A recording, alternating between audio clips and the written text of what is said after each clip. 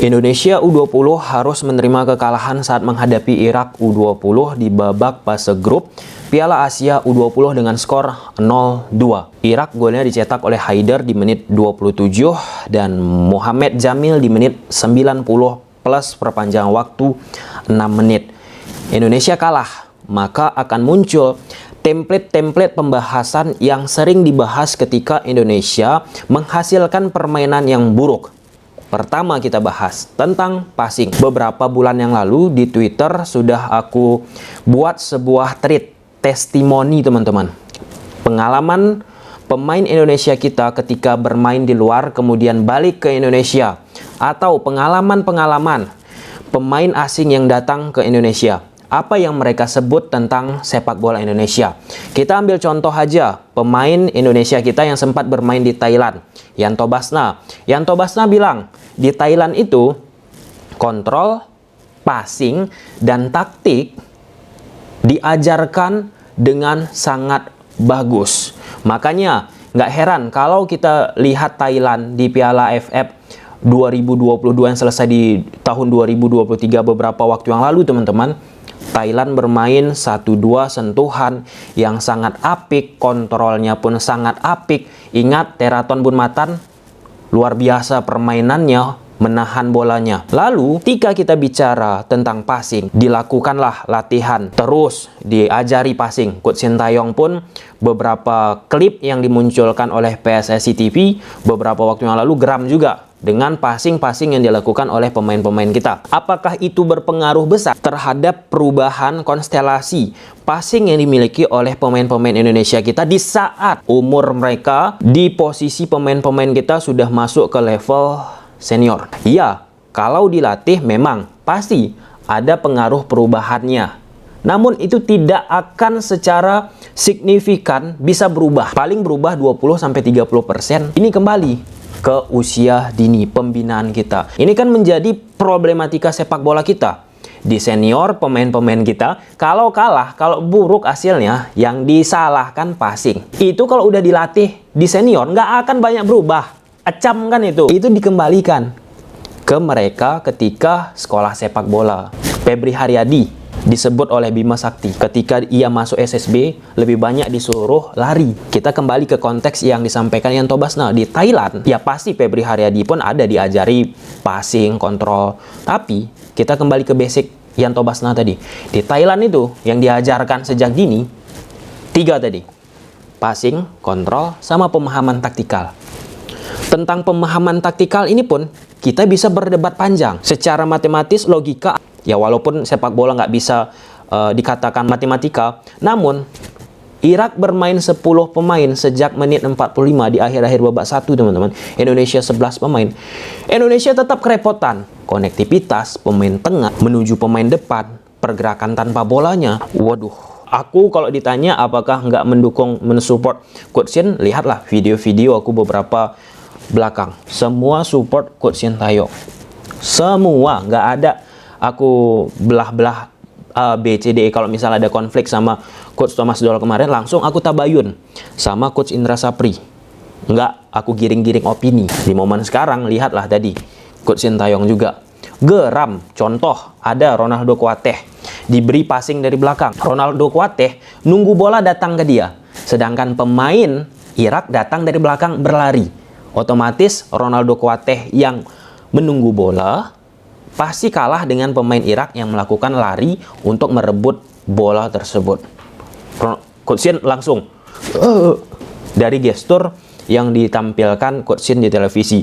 Ya mungkin kalau misalnya 90 menit ada satu kamera diarahkan kepada Coach Sintayong, pasti akan banyak diskursus-diskursus yang bisa menjadi bahan pembicaraan ketika misal ada kamera yang mengarah kepada Coach Shin 90 menit. Aku pun harus fair-fairan teman-teman. Tapi kita bicara aturan. Pemain dari Irak yaitu Harbel Awin Samon di menit 45 mendapatkan kartu merah. Apakah itu sudah tepat? Wasit di laga ini yaitu Gul Morodi Sadulo Kalau kita bicara pasal 12.3 disciplinary action, keputusan wasit tersebut keliru. Pemain Indonesia dengan sengaja pertama kali menghalangi pergerakan pemain Irak. Istilah law of the game yang diterbitkan IFAB, breaking, promising, attacking. Oleh karena wasit tidak lihat kesalahan pemain Indonesia, sehingga pemain baju hijau pun pemain Irak mendorong pemain Indonesia, disebut passing at opponent, untuk dapat melepaskan diri dari hambatan. Situ kekeliruan wasit yang harusnya nggak layak pemain Irak dapat kartu merah, tapi quote and quote dibantu oleh wasit dan membuat pemain Irak kartu merah, bermain 10 pemain Irak, tapi itu pun pemain Indonesia sulit keluar dari tekanan, nggak bisa santai, tetap salah passing. Aku nggak mau ya menjudge 1, 2, 3, 4, 5, 6, 7 pemain A, B, C, D, E salah passing. Error dia, misalnya ada yang bilang DM aku di Instagram @tommy_sedesky ataupun Twitter. Disebut-sebut lah Arkan Fikri, kemudian Sultan, pemain-pemain lain lah, Nico, salah passing, ini itu. Aku nggak mau menjustifikasi 1-2 orang. Ini kita bicara kolektif. Karena bicara passing ini udah bicara dari sejak dini, usia muda. Karena aku mengerti apa yang sudah dilakukan oleh pemain-pemain kita. Sudah berusaha dia. Kalau misalnya ini 100% ada sebuah volume teman-teman, mungkin pemain-pemain kita ini mencoba sudah berjuang, udah di luar kapasitas kemampuan normalnya. Artinya kita pun harus sadar diri. Memang mungkin seginilah dulu kemampuan sepak bola kita, kemampuan pemain-pemain kita. Bukan berarti kalau nggak dilatih nggak bisa. Bisa. Nggak ada yang nggak bisa. Kecuali pemain-pemain tersebut udah memiliki bakat. Contoh Messi udah punya bakat. Nggak latihan kerja keras pun, ya dia udah hebat banget main bola. Tapi pemain-pemain yang belum memiliki bakat seperti Messi pasti perlu kerja keras. Passing Indonesia di laga ini overall 90 menit teman-teman 75,3%. Irak 74,3%. Indonesia mengalami peningkatan, tapi kalau kita bicara idealkah 75%? Tentu tidak. Level itu 80-85% ke atas. Ini klise sih pembahasannya, berulang-ulang soalnya kita bahas. Terus kita bicara tentang finishing. Ini nomor 2. Nomor 2 aja udah hampir 10 menit kita bicara. Kebayang nggak? Banyak peluang yang diciptakan didapat oleh Indonesia sebelum pemain Irak ciptakan gol. Ada 2 ataupun 3 kali, tapi nggak gol. Di mini turnamen itu juga menjadi salah satu evaluasi Coach Sintayong. Hoki Caraka bilang nggak ada Coach Jenan Radoncic, itu menjadi salah satu faktor yang membuat pemain depan Indonesia nggak bisa optimal dari sisi finishing. Aduh, aku nggak mau bahas tentang statement tersebut, nanti lebar lagi. Nggak mau aku perdebatkan, nggak mau aku mencari kambing hitam, menyalah-nyalahkan. Ada juga yang memberikan komentar, ya udahlah, semua pemain naturalisasi, itu nggak tepat juga bagi aku teman-teman. Kita pun harus fair, ada beberapa pemain kita yang bagus juga. Contoh lah ya, Dava, luar biasa kan penampilannya. Kalau misalnya kata Ancelotti ataupun Arsene Wenger teman-teman, menjadi tanda tanya jika kiper yang menjadi man of the match. Itu udah bisa loh menyimpulkan pertandingan ini. Bagi aku kalau misalnya nggak ada Dava, udah lebih dari 0-2 Indonesia. Indonesia di depan gawang nggak bisa ciptakan gol. Nggak kill the game. Ya kita sendiri yang dibuat orang kill the game.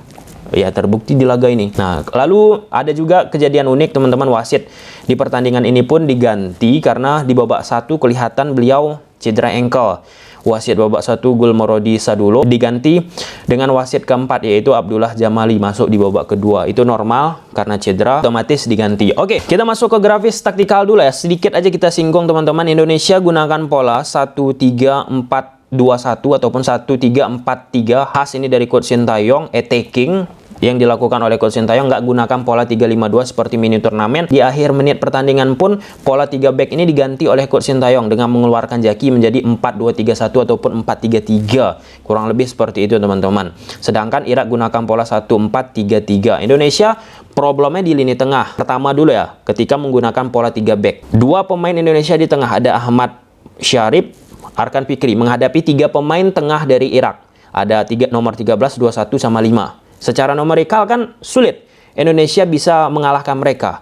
Oleh karena itu Coach Sintayong mencoba winger dari strategi Coach Sintayong ini masuk ke dalam. Tapi itu tadi, konektivitas di lini tengah menuju depan sulit untuk bisa diciptakan oleh Indonesia. Link up untuk menyambungkannya. Ketika itu nggak bisa diciptakan secara paralel terus menerus teman-teman, ya Sulit Indonesia menciptakan attacking dengan sempurna. Kalau kita bicara tentang attacking, Indonesia melakukan 5 tendangan, tapi 2 on target. Yang peluang di babak pertama tadi, kalau aku nggak salah dari Hoki Caraka sama Ronaldo Kuateh. Sisanya, kan artinya ada kesulitan timnas Indonesia.